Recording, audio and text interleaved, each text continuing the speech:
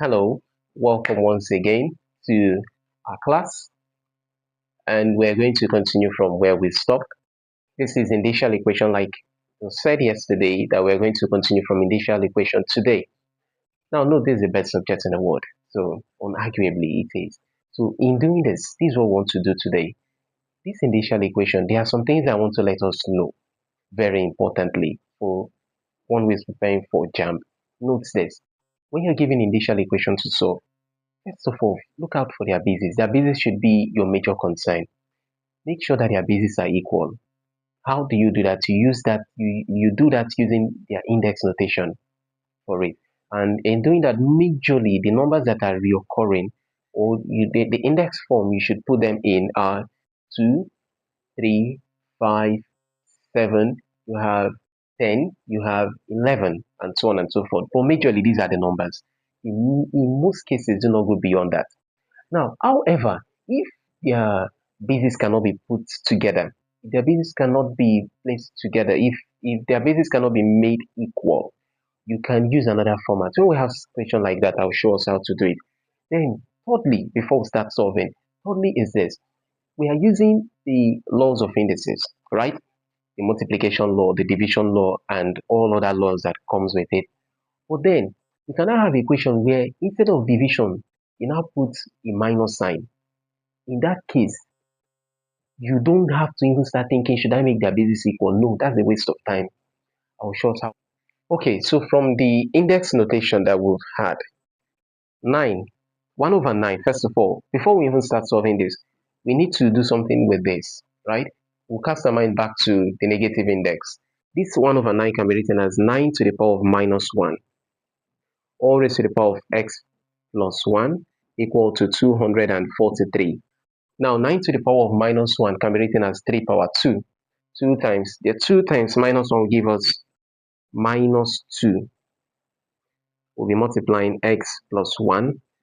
This 243 can be written as, look at 3 times 2, 3 times 3 is 9, 9 times 3 is 27, 27 times 3 is 81, 81 times 3 will give us 243. So 243 can be written as 3 power 5. From here, 3 cancel out 3 because when their bases are equal, cancel them out. What am I left with? This times this will give us minus 2x. This times this will give us minus 2, all equal to 5. So if we collect like that, we'll be having minus 2x will be equal to 5 plus 2, which means that minus 2x is equal to 7, divided by minus 2 by minus 2. Therefore means x is equal to minus 7 upon 2, and that will be our final. Look at this. This looks like what I said. There's no addition, there's no subtraction. What do we do? When you have this type of question, this is a simple thing to just do. First of all, I can make this thing as 7 to the power of x multiplied by 7 to the power of 1, multiplication law, right? Then plus 7 to the power of x, all equal to 56. What is common here? 7 to the power of x. So I can simply say, let 7 to the power of x be equal to y. If that be the case, anyway I see 7 to the power of x, I replace it with what? Y. So the whole of this now becomes y. Y times 7 will give us what? 7y. So I have here as 7y. 7 to the power of x is what? Y. All is equal to what? 56. If I add it up, I have 8y equal 56 divided by 8 divided also by 8. 8 cancel 8, and y is equal to what? 7. But note, we are looking for the value of x.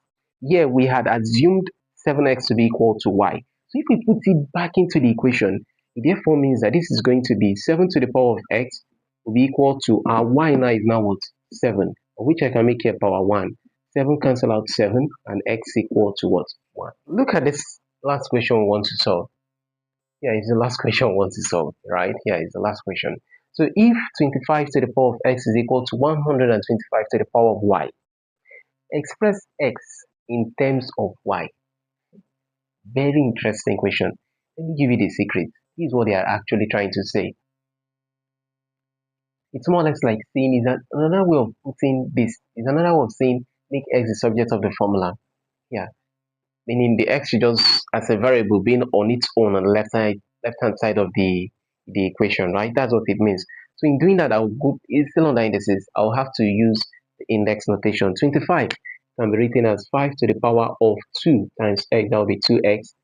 125 can be written as 5 to the power of 3 times this, that's 3y. I cancel out because their bases are equal. So what do I do from here? I have that 2x is equal to 3y. Because I was told express x, another way of putting it is make x the subject of the formula. That's another English. So express x in terms of y. I will divide here by 2 and divide here by 2, and x, 2 cancel 2, x is equal to 3y upon 2.